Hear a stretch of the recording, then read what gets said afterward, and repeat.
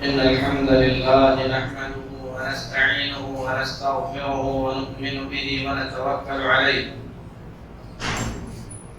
ونعوذ بالله من شرور أنفسنا وسيئات أعمالنا من يهده الله فلا مضل له ومن يضلل فلا هادي له وأشهد أن لا إله إلا الله وحده لا شريك له وأشهد أن محمدًا عبده ورسوله أرسله بالحق بشيرًا ونذيرًا أما بعد فإن أحسن الحديث كتاب الله وخير الهدي هدي محمد صلى الله عليه وسلم وشر الأمور محدثاتها وكل محدثة بدعة وكل بدعة ضلالة وكل ضلالة في النار. يا أيها الذين آمنوا اتقوا الله حق تقاته ولا تموتن إلا وأنتم مسلمون. يا أيها الناس اتقوا ربكم الذي خلقكم من نفس واحدة وخلق منها زوجها وبث منهما رجالا كثيرا ونساء واتقوا الله الذي تساءلون به والأرحام إن الله كان عليكم رقيبا. يا أيها الذين آمنوا اتقوا الله وقولوا قولا سديدا يصلح لكم أعمالكم ويغفر لكم ذنوبكم ومن يطع الله ورسوله فقد فاز فوزا عظيما. أما بعد. محترم حاضرین جمعہ،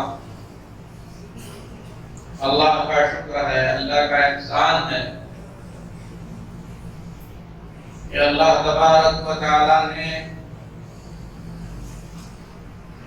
ہم انسانوں کی ہدایت کے لیے انبیاء اور رسول کو بھیجا، اور ہم امت محمدیہ پر اللہ کا خاص فضل اور احسان ہے کہ اللہ تعالیٰ نے ہماری ہدایت کے لیے انبیاء میں سے سب سے افضل ترین نبی جناب محمد رسول اللہ صلی اللہ علیہ وسلم کو اللہ تعالیٰ نے ہمارے جانب نبی اور رسول بنا کر بھیجا، اور آپ کے ذریعے ہمیں ایسی تعلیمات دی گئی کہ اگر آپ کی بتلائی ہوئی تعلیمات پر ہم عمل کریں تو ہماری دنیا بھی اچھی ہوگی اور آخرت بھی سدھر جائے گی۔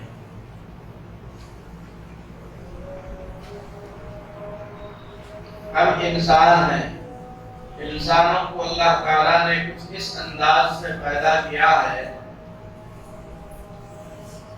کہ انسان کے اندر نیکی اور بدی، اچھا اور برا دونوں کرنے کی صلاحیتیں رکھی گئی ہیں۔ اللہ کے ملائکہ اور فرشتے ایسے بنائے گئے ہیں کہ وہ اللہ کی نافرمانی نہیں کرتے۔ شیاطین کو اللہ تعالیٰ نے اس انداز سے بنایا ہے کہ وہ بدبخت اللہ کی فرما برداری اور اللہ کی اطاعت نہیں کرتا، لیکن انسان کو اللہ تعالیٰ نے نیکی اور بدی دونوں کی صلاحیتوں سے نوازا۔ نیکی اور برائی دونوں کے راستے انسان کے سامنے واضح کر دیے گئے،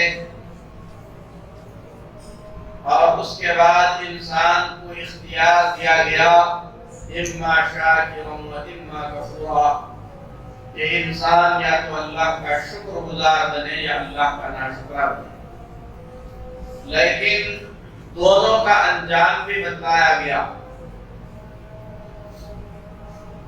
اور انسان کے اندر اللہ تبارک و تعالیٰ نے نفس رکھا، جس کی خاصیت بیان کرتے ہوئے یوسف علیہ السلام نے فرمایا ان النفس لامارۃ بالسوء، کہ انسان کا جی انسان کا نفس اسے برائی کی طرف کھینچتا ہے، اور اللہ تبارک و تعالیٰ نے انسان کو اس بات سے آگاہ کیا کہ شیطان تمہارا دشمن ہے، ان الشیطان لکم عدو فاتخذوہ عدوا، شیطان تمہارا دشمن ہے، تم بھی اسے اپنا دشمن سمجھو۔ وہ تو چاہتا ہے کہ تم سب کو جہنم میں لے جائے۔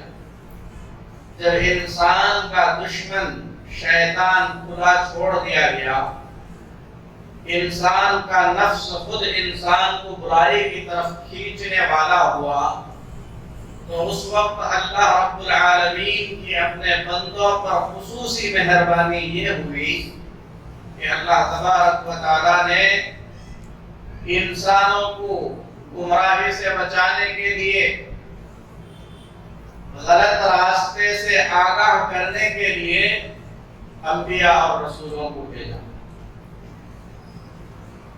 آدم علیہ السلام اللہ کی تعلیمات لائے، اپنی اولاد کو آپ نے سکھایا۔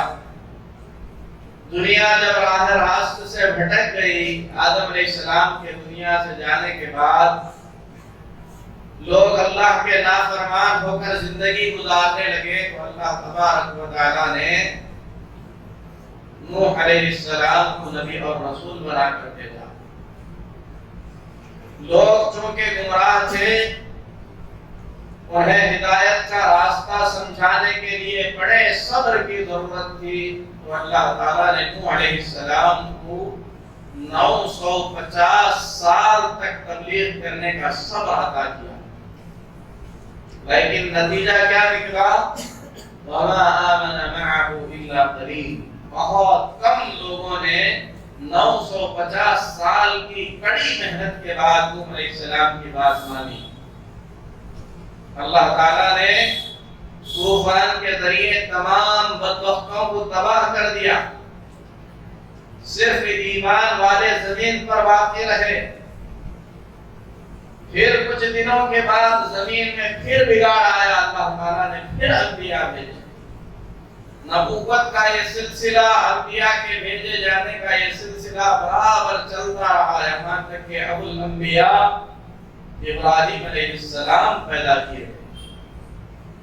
یہ اس وقت کی بات ہے جب پوری دنیا میں کوئی اللہ تبارک و تعالیٰ کا نام لینے والا نہیں تھا۔ ساری دنیا کفر کی ظلمتوں میں بھٹک رہی تھی۔ اللہ کے خلیل ابراہیم علیہ السلام نے پوری دنیا کے سامنے اللہ کی توحید کا پیغام پیش کیا۔ اللہ تبارک و تعالیٰ نے ابراہیم علیہ السلام کی زندگی میں جو قربانیاں آپ نے دی، اس کی وجہ سے ابراہیم کو اپنا خلیل بنا لیا، اور نبوت کا سلسلہ اللہ تعالیٰ نے ابراہیم علیہ السلام کی نسل میں جاری کر دیا۔ ابراہیم علیہ السلام کے بعد جتنے بھی انبیاء آئے، وہ سب کے سب اللہ کے خلیل ابراہیم علیہ السلام کی نسل سے تھے۔ ابراہیم علیہ السلام کی اولاد میں سے ایک اسماعیل علیہ السلام تھے اور دوسرے اسحاق علیہ السلام تھے۔ اسحاق کے بیٹے یعقوب علیہ السلام ہیں، اور یعقوب علیہ السلام کا نام اسرائیل ہے، اور یعقوب علیہ السلام کے 12 بیٹے تھے، انہی سے بنی اسرائیل جو یہود ہوئے، نصارہ ہوئے، انہی میں سے ہوئے۔ یہاں تک کہ نبوت کا سلسلہ یعقوب علیہ السلام کے بعد یوسف علیہ السلام، پھر اس میں سارے انبیاء ہوئے۔ عیسیٰ علیہ السلام بنی اسرائیل کے آخری نبی ہیں۔ عیسیٰ علیہ السلام کے دنیا سے اٹھا لیے جانے کے بعد تقریباً 600 سال تک کوئی نبی نہیں بھیجے گئے، اور ساری دنیا کے لیے اس وقت عیسیٰ علیہ السلام کی لائی ہوئی تعلیمات نصرانیت اور موسیٰ علیہ السلام کی چھوڑی گئی تعلیمات جو یہودیوں کے پاس تھی، یہی لوگوں کے لیے ہدایت کا ذریعہ تھا۔ لیکن ان 600 سال کے عرصے میں اتنی تبدیلیاں ہوئیں کہ لوگ دنیا داری کے خاطر اللہ کی کتاب کے اندر رد و بدل کرنے سے بھی پیچھے نہیں ہٹے، اپنے نفس کی خواہشات میں پڑھ کر اللہ کے بندوں نے اللہ کی کتابوں کے ساتھ چھیڑ چھاڑ کیا، اللہ کے جو قانون لوگوں کو پسند نہیں آئے اللہ کی کتابوں سے ان قانونوں کو اللہ کے بندوں نے بدل دیا،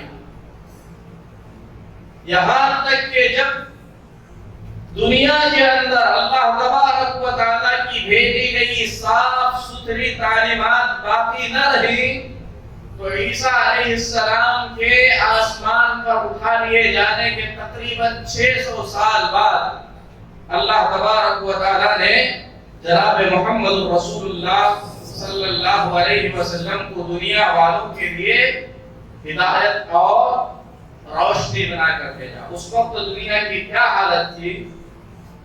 حذیفہ بن یمان رضی اللہ تعالیٰ عنہ 2 جملوں میں بیان فرماتے ہیں، بخاری شریف کی روایت ہے، فرماتے ہیں حذیفہ بن یمان رضی اللہ تعالیٰ عنہ كان الناس يسألون رسول الله صلى الله عليه وسلم عن الخير وكنت أسأله عن الشر مخافة أن يدركني۔ لوگ اللہ کے نبی صلی اللہ علیہ وسلم سے نیکیوں کے بارے میں پوچھتے تھے، اچھائی کے بارے میں پوچھتے تھے، خیر کا سوال کرتے تھے، نیکی کے راستے ڈھونڈتے تھے، اور میں اللہ کے نبی صلی اللہ علیہ وسلم سے آنے والے فتنوں کے بارے میں پوچھتا تھا، آنے والی گمراہیوں کے بارے میں پوچھتا تھا، آنے والی خطرناک چیزوں کے بارے میں پوچھتا تھا کہ کہیں میرے جیتے جی اگر گمراہی جنم لے تو میں اس میں پڑ نہ جاؤں تاکہ میں اس سے بچ سکوں۔ تو فرماتے ہیں میں نے کہا اے اللہ کے رسول صلی اللہ علیہ وسلم اِنَّا كُنَّا فِي جَاهِلِيَّةٍ وَشَرٍ، اے اللہ کے نبی صلی اللہ علیہ وسلم آپ سے ملاقات کرنے سے پہلے، آپ سے دین سیکھنے سے پہلے ہم لوگ سخت جہالت میں تھے، ہمارے پاس کسی بھی طریقے کا کوئی علم نہیں تھا، ہم لوگ جاہل تھے، وشر اور بہت بڑی گمراہی میں تھے، ہر طریقے کے فتنے میں مبتلا تھے۔ حذیفہ بن یمان کے یہ 2 کلمات کُنَّا فِی جَاهِلِيَّةٍ وَشَرٍ اس بات کو واضح کرتے ہیں کہ رسول اللہ صلی اللہ علیہ وسلم کے بھیجے جانے سے پہلے دنیا کی حالت کیا تھی؟ جاہلیت تھی، اسی لیے اس کو الجاہلیت الکبریٰ کہتے ہیں، سب سے بڑی جہالت جو دنیا پر آئی اس سے بڑی جہالت نہیں تھی۔ وہ گھر جسے اللہ کے خلیل ابراہیم علیہ السلام نے خالص توحید کے لیے قائم کیا تھا، اس گھر کے اطراف و اکناف میں 300 سے زیادہ مورتیاں رکھ کر اسے شرک کا اڈا بنا کر پوجا جاتا تھا، اس سے بڑی جہالت کیا ہوگی؟ ایک باپ اپنی بیٹی کو زندہ دفن کر دیتا تھا، اس سے بڑی جہالت کیا ہوگی؟ تو اللہ کے نبی جناب محمد رسول اللہ صلی اللہ علیہ وسلم کے دنیا میں بھیجے جانے سے پہلے جہالت تھی، اور جہالت کی وجہ کیا تھی؟ بہت عرصے سے کوئی پیغمبر نہیں آئے تھے، عیسیٰ علیہ السلام کے جا کر تقریباً 600 سال گزر چکے تھے، اور وہ لوگ جن کو دین کا ٹھیکہ دیا گیا تھا، جو لوگ دین سکھانے والے ہیں، دنیا داری میں اتنے پھنس گئے تھے کہ انہوں نے اللہ کی کتابوں کو بدل دیا تھا، ان سے خیر کی کیا امید ہو سکتی ہے؟ ایسے وقت میں اللہ تبارک و تعالیٰ نے جناب محمد رسول اللہ صلی اللہ علیہ وسلم کو مبعوث فرمایا۔ آپ جب پیدا ہوئے آپ نے لوگوں کے سامنے اللہ کی توحید بیان کرنی شروع کی، آخرت کا تصور آپ نے لوگوں کو دینا چاہا، تو یہ چیز اتنی آسان نہیں تھی، کیونکہ جس سماج میں اللہ کے نبی جناب محمد رسول اللہ صلی اللہ علیہ وسلم پروان چڑھے تھے، وہاں کے لوگوں کی حالت کیا تھی؟ آخرت پر ان کا ایمان نہیں تھا۔ قرآن میں اللہ فرماتا ہے وَقَالُوا إِنْ هِيَ إِلَّا حَيَاتُنَا الدُّنْيَا نَمُوتُ وَنَحْيَا، وہ کہتے تھے بس یہ دنیا کی زندگی ہی سب کچھ ہے، کچھ دن جینا ہے مر جانا ہے، وَمَا نَحْنُ بِمَبْعُوثِينَ، ہم کو کوئی دوبارہ اٹھانے والا نہیں ہے، ہم سے کچھ پوچھ تاچھ ہونے والی نہیں ہے۔ جس کا آخرت پر ہی ایمان نہیں ہے، اگر اسے طاقت مل جائے اپنی طاقت کا غلط استعمال کرے گا، دھوکہ دینے کا موقع مل جائے دھوکہ دے گا، خیانت کا موقع ملے خیانت کرے گا، زمین میں فساد کے سوا اور کیا ہوگا؟ اسی لیے اللہ تبارک و تعالیٰ فرماتا ہے لوگوں پر احسان جتلاتے ہوئے هو الذی بعث فی الأمیین رسولا منہم، وہی اللہ ہے جس اللہ نے اس ان پڑھ قوم میں انہی میں سے ایک رسول پیدا کیا۔ یہ احسان ہے اللہ کا، یہ اللہ کی بڑی نعمت ہے کہ جس وقت ساری دنیا جہالت کے اندھیرے میں تھی، انسانیت کو بھلا چکی تھی، انسان شیطان سے زیادہ خطرناک کام کرنے پر مجبور ہو گیا تھا۔ ایک باپ اپنی بیٹی کو زندہ دفن کرتا تھا، توحید کے مرکز کعبۃ اللہ کو شرک کا اڈا بنایا گیا تھا۔ ایسے وقت میں اللہ تبارک و تعالیٰ نے ایک رسول بھیجا، یتلو علیہم آیاتہ، ایسا رسول جو اللہ کی آیتیں بندوں کو پڑھ کر سناتا تھا، وَيُزَكِّيهِمْ، ان کا تزکیہ کرتا تھا، انہیں پاک کرتا تھا، انہیں کتاب و حکمت کی تعلیم دیتا تھا۔ آگے اللہ فرماتا ہے وَإِن كَانُوا مِن قَبْلُ لَفِي ضَلَالٍ مُبِينٍ، رسول کی تعلیمات کو سننے سے پہلے لوگ کھلی گمراہی میں تھے، ایک دم گمراہی کے اندر پھنسے ہوئے تھے۔ تو اللہ تبارک و تعالیٰ نے جناب محمد رسول اللہ صلی اللہ علیہ وسلم کی بعثت سے پہلے پورے لوگوں کو تبدیل کرنا ہے، لوگوں کو ایسی باتیں بتانا ہے جو باتیں وہ ماننے کے لیے تیار نہیں ہیں، اور ایسے لوگوں کے بیچ میں بتانا ہے جو جہالت کی حد تک پہنچ چکے ہیں، کچھ بھی کر سکتے ہیں۔ اللہ تعالیٰ نے نبی پاک جناب محمد رسول اللہ صلی اللہ علیہ وسلم کی بعثت سے پہلے کچھ ایسے عجیب و غریب واقعات پیدا کیا جو نبی پاک جناب محمد رسول اللہ صلی اللہ علیہ وسلم کے آنے کی گویا دستک دے رہے تھے۔ اصحاب الفیل کا واقعہ، پیارے نبی صلی اللہ علیہ وسلم جس سال پیدا ہوئے اسی سال پیش آیا اصحاب الفیل کا واقعہ، جس میں اللہ تعالیٰ نے مکہ والوں کی مدد فرمائی۔ اسی طریقے سے جب اللہ کے نبی جناب محمد رسول اللہ صلی اللہ علیہ وسلم پیدا ہوئے، یہودیوں میں سے بعض نے اعلان کیا کہ وہ ستارہ جو محمد کی پیدائش پر طلوع ہونے والا تھا طلوع ہو چکا ہے۔ بہت سارے راہبوں نے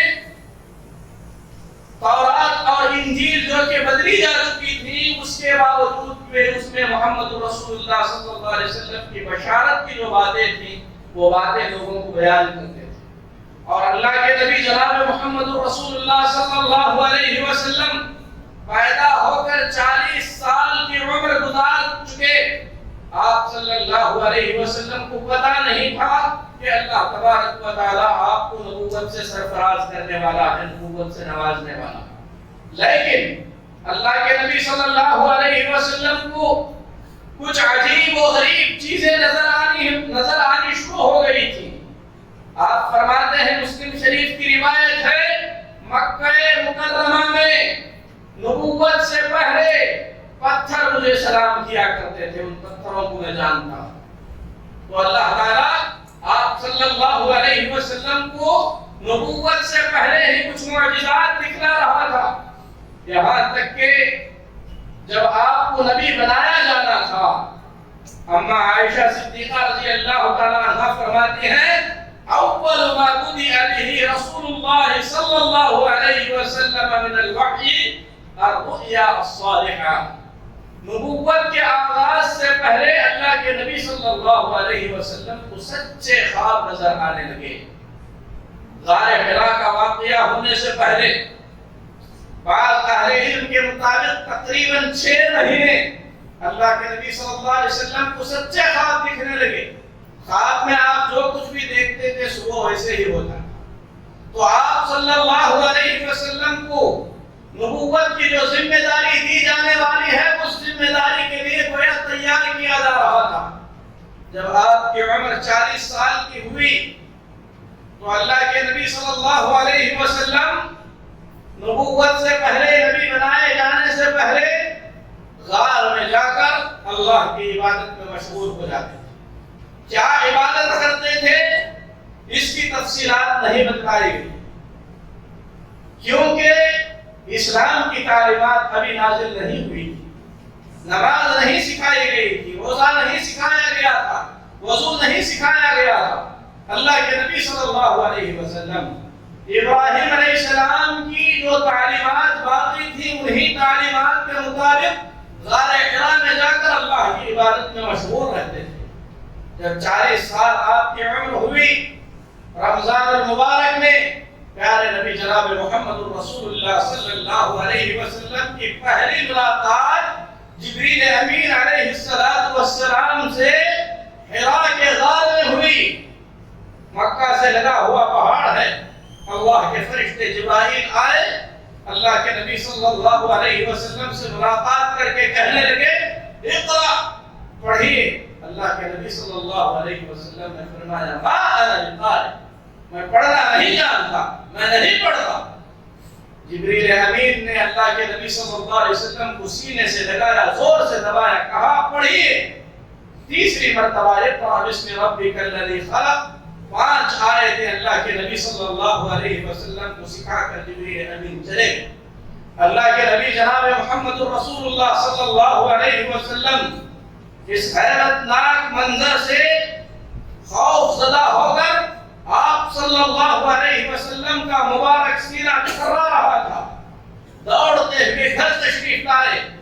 اما خدیجہ سے کہنے لگے میں کچھ ایسی چیزیں دیکھ رہا ہوں جس سے مجھے اپنی ہلاکت کا ڈر محسوس ہوتا ہے۔ اما خدیجہ نے کہا کلا واللہ لا یخزیک اللہ ابدا، ایسا ہو ہی نہیں سکتا کہ آپ کا کچھ برا ہو، اللہ آپ کو ہرگز رسوا نہیں کرے گا۔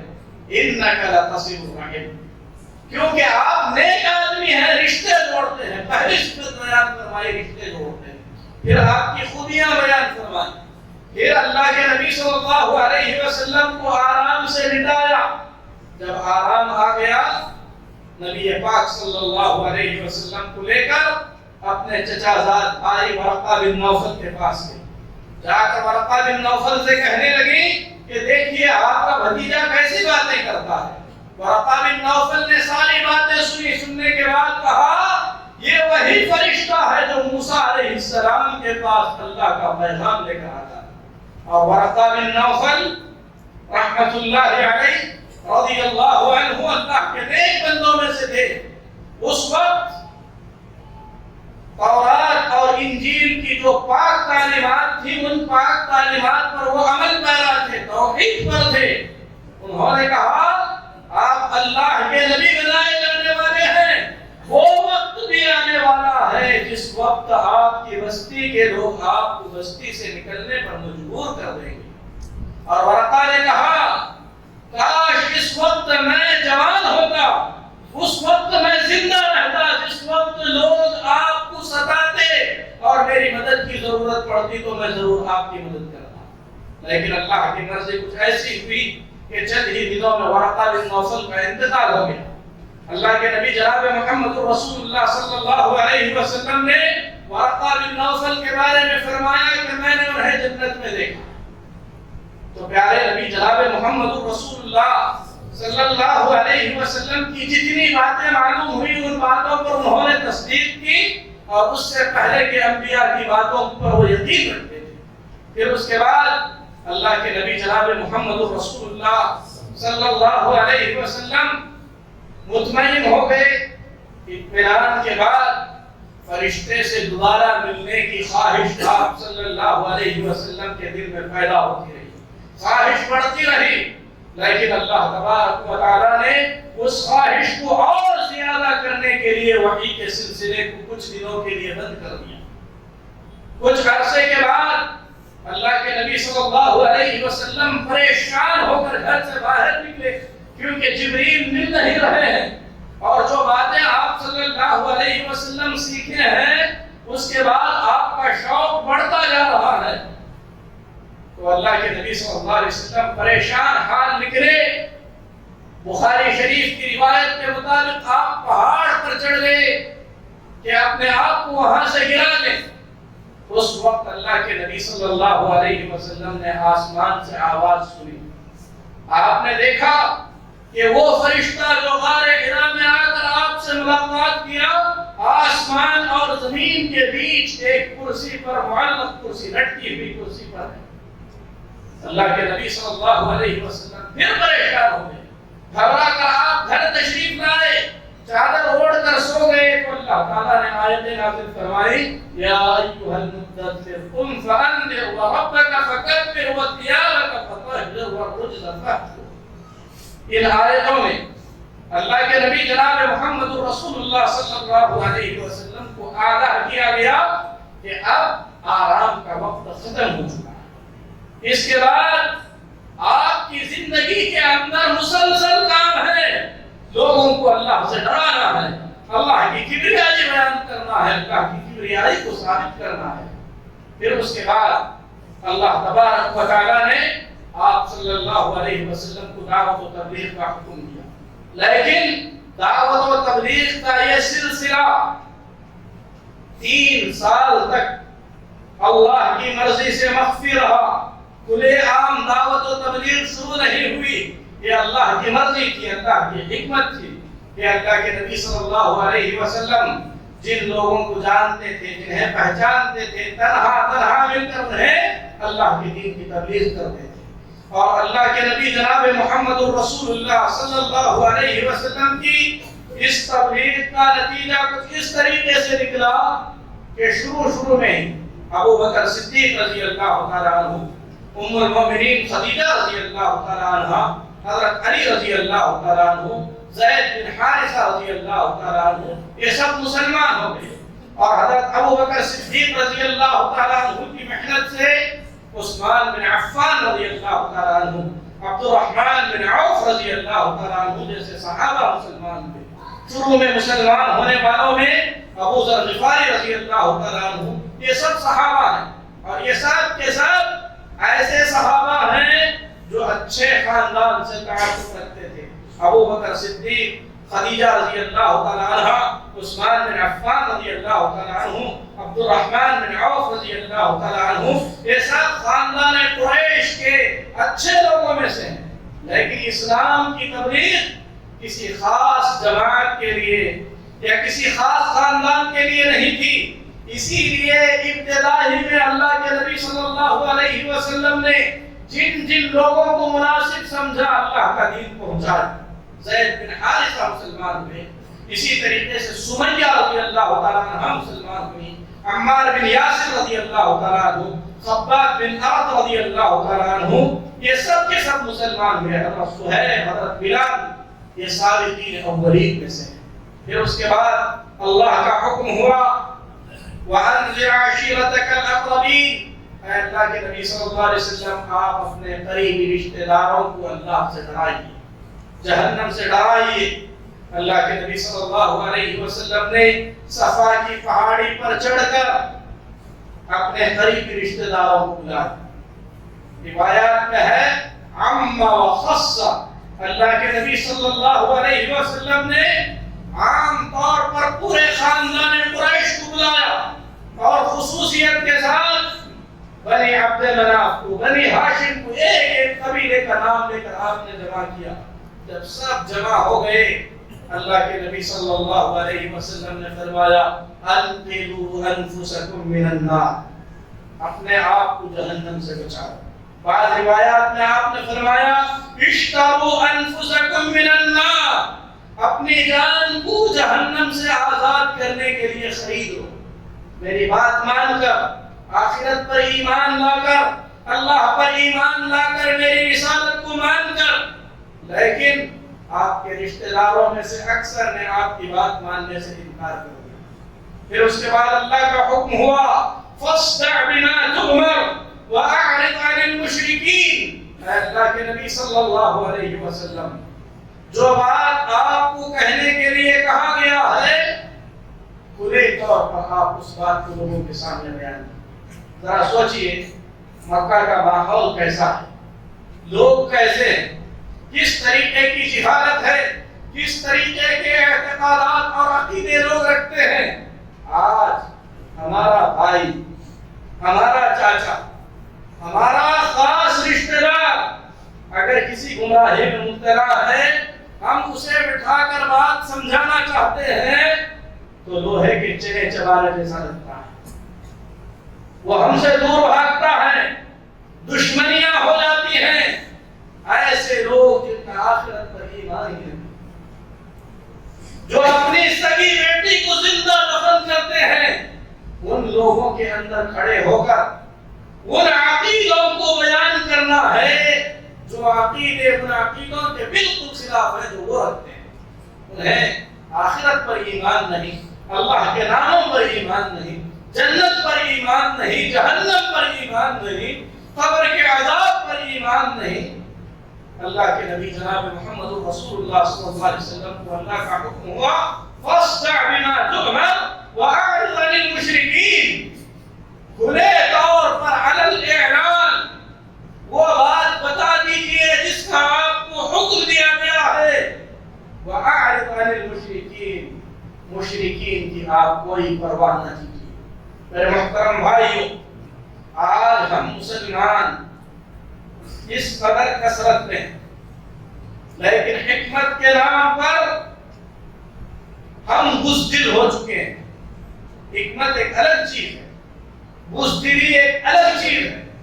حکمت یہ ہے کہ آپ کوئی ایسی سچویشن نہ بنائیں، کوئی ایسا موقع نہ بنائیں جس سے فساد مچے، لیکن حکمت یہ ہرگز نہیں ہے کہ آپ اللہ کی شان لوگوں کے سامنے بیان نہ کریں۔ حکمت ہرگز یہ نہیں ہے کہ توحید بیان کرنا آپ چھوڑ دیں۔ حکمت یہ ہرگز نہیں ہے کہ کتاب اللہ اور سنت رسول صلی اللہ علیہ وسلم کا پیغام آپ کو معلوم ہونے کے باوجود آپ اپنے کسی غیر مسلم بھائی کو نہ بتائیں، غیر مسلم رشتہ دار کو نہ بتائیں، کاروبار کے پارٹنر غیر مسلم ہیں تو اسے نہ بتائیں۔ یہ حکمت نہیں ہے، یہ بزدلی ہے، اور دونوں میں بڑا فرق ہے۔ دعوت و تبلیغ کے کام سے مصیبتیں آ سکتی ہیں، فساد نہیں مچے گا۔ دعوت و تبلیغ کے کام سے مصیبتیں آ سکتی ہیں، اسے آزمائش کہتے ہیں۔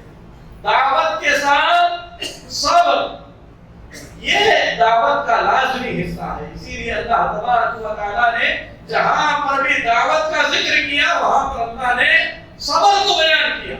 لیکن فساد کیا ہے؟ آپ کھڑے ہو کر کسی بت کے بارے میں کچھ برا بھلا کہنے لگے، کھڑے ہو کر لوگوں کو ٹارگٹ کر کے آپ بیان کرنے لگے، یہ جہالت ہے، یہ فساد ہے۔ دعوت اس کے منافی نہیں۔ دعوت و تبلیغ ہر دور میں ہونی چاہیے، اچھے انداز میں ہونی چاہیے، قرآن و سنت کو ہمیں سمجھنا چاہیے، اللہ کی توحید کو سمجھنا چاہیے، اچھے انداز میں اللہ کی توحید کو اللہ کے ان تمام بندوں کے ساتھ لانا چاہیے جو لوگ اللہ کی توحید کو نہیں جانتے۔ ایسے لوگ جو شرک پر مر رہے ہیں، جو کفر پر مر رہے ہیں، انہیں اللہ کی توحید سمجھانا یہ امت محمدیہ کی ذمہ داری ہے۔ کنتم خیر امت اخرجت للناس تأمرون بالمعروف وتنهون عن المنکر وتؤمنون باللہ، تم سب سے بہترین امت ہو، تمہیں لوگوں کی بھلائی کے لیے پیدا کیا گیا ہے، تم لوگوں کو بھلائی کا حکم دیتے ہو، تم لوگوں کو برائی سے روکتے ہو، تم اللہ پر ایمان رکھتے ہو. اللہ نے امت محمدیہ کے بارے میں بتایا وہ دل جس میں اللہ کے توحید کی تبلیغ کی طرف نہیں ہے وہ دل مردہ ہے. وہ دل جو اللہ کی توحید سے آشنا ہے, اللہ کی توحید کو جانتا ہے, لیکن شرک ہوتے ہوئے دیکھ کر اس دل میں درد محسوس نہیں ہوتا, وہ دل مر چکا ہے. اللہ کے نبی جناب محمد رسول اللہ صلی اللہ علیہ وسلم فرماتے ہیں اگر کہیں پر برائی کو دیکھتے ہو تو اسے ہاتھ سے روکو, اگر روک نہیں سکتے زبان سے روکو, اگر روک نہیں سکتے تو کم سے کم دل میں برا سمجھو. یہ ایمان کا سب سے آخری درجہ ہے. ہم سب سے بڑی برائی شرک ہوتے ہوئے دیکھتے ہیں, ایسے گزر جاتے ہیں جیسے کچھ ہو ہی نہیں رہا. ہمارے دلوں کے اندر توحید کی محبت ختم ہو چکی ہے, اللہ کی وحدانیت کی حیبت ہمارے دلوں سے نکل چکی ہے. اسی لیے میرے محترم بھائیو, توحید کو سمجھو, اللہ کی عظمت کو سمجھو, شرک کی قباحت کو سمجھو. شرک چاہے مسلمانوں میں ہو چاہے غیر مسلم میں, زبردستی کسی کے ساتھ نہیں کریں, لیکن صحیح بات کو ان کے سامنے رکھیں, واضح کریں, اس کے لیے موقع تلاش کریں, لوگوں کو اللہ کی توحید پیار اور محبت کے ساتھ سمجھائیں, یہ انہیں بتائیں کہ ہم کو پیدا کیا اللہ نے ہے, ہم رہتے اللہ کی زمین پر ہیں, ہم کھاتے اللہ کا دیا ہوا ہے, پھر غیر اللہ کو ہم کیوں پوجتے ہیں. ان کے پاس جو شبہات ہیں ان شبہات کو سمجھو, اس کو صحیح طور پر انہیں تسلی بخش جواب دینے کی کوشش کرو.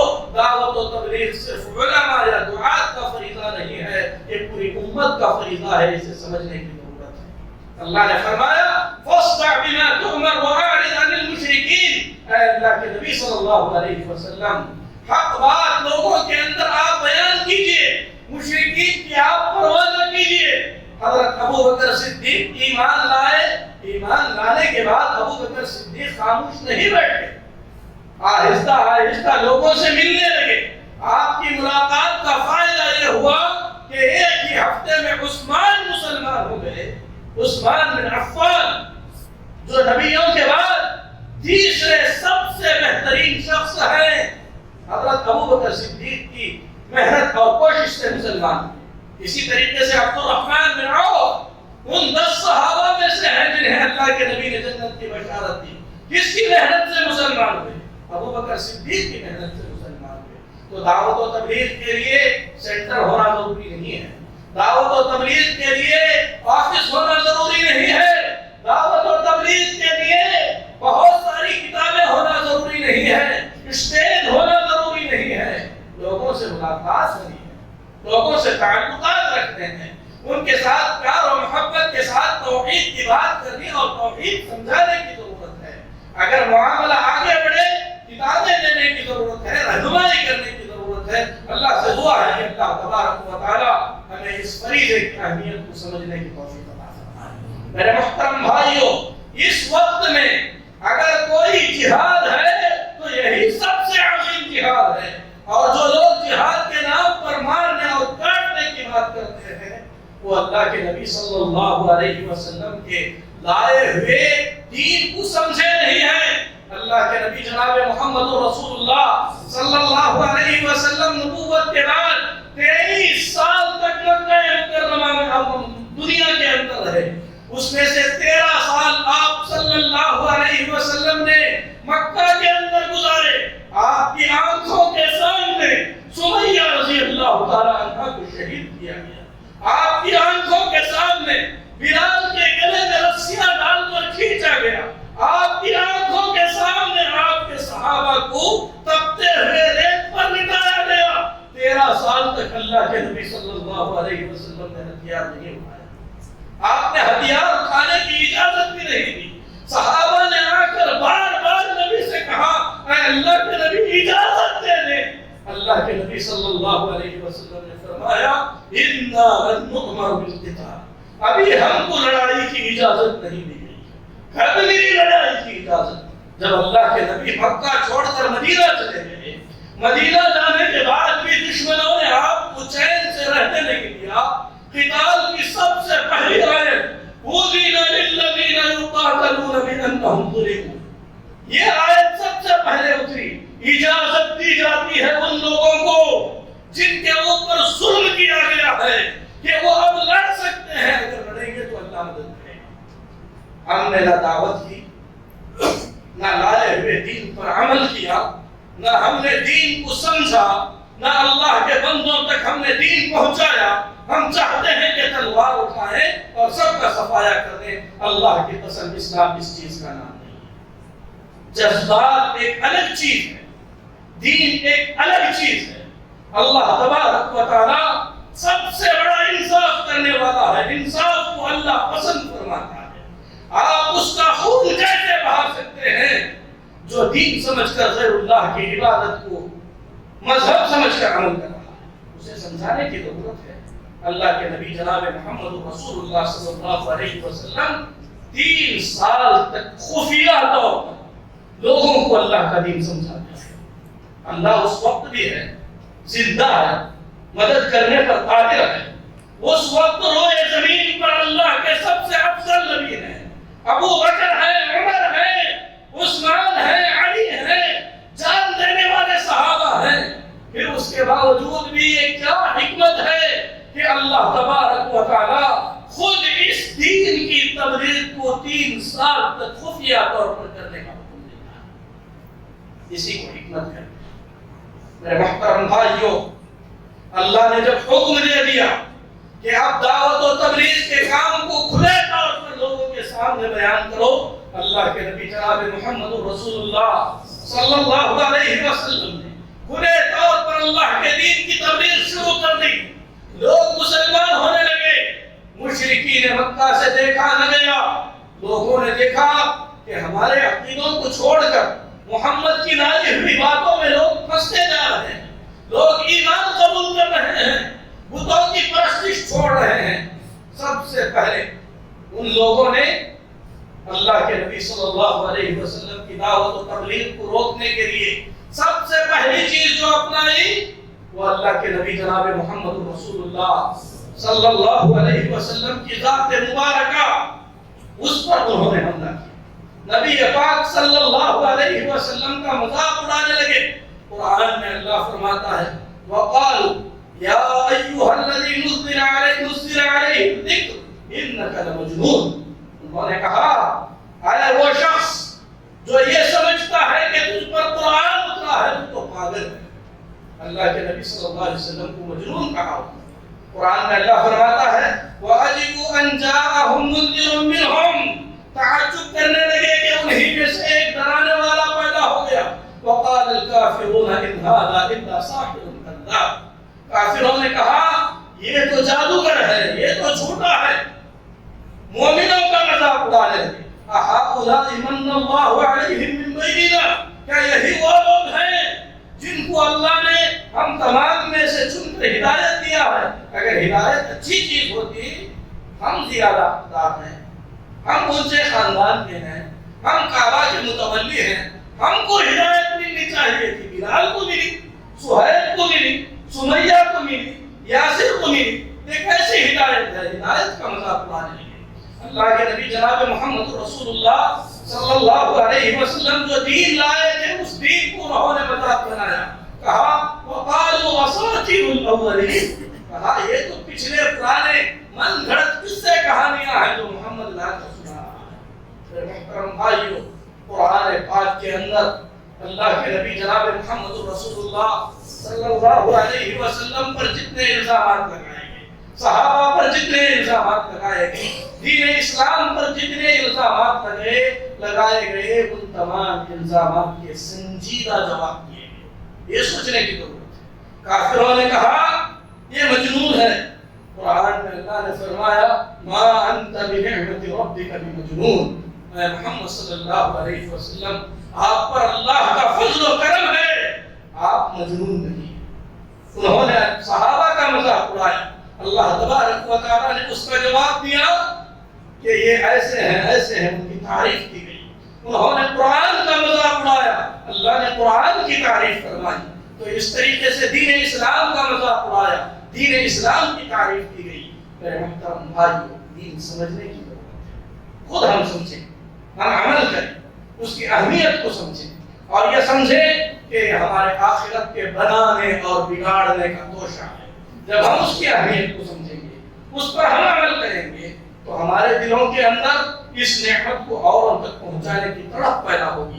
اللہ سے دعا ہے کہ اللہ تبارک و تعالی دین اسلام کی تعلیمات کو صحیح طور پر سمجھنے کی توفیق عطا فرمائے، عقیدہ توحید کی اہمیت کو سمجھنے کی توفیق اللہ ہمیں عطا فرمائے، توحید کے اس پیغام کو عام کرنے کی اللہ ہمیں توفیق عطا فرمائے۔ اپنی استطاعت کے مطابق اللہ ہم تمام کو توحید کو عام کرنے کی توفیق دے۔ اقول قولی ھذا واستغفر اللہ لی ولکم ولسائر المسلمین فاستغفروہ انہ هو الغفور الرحیم۔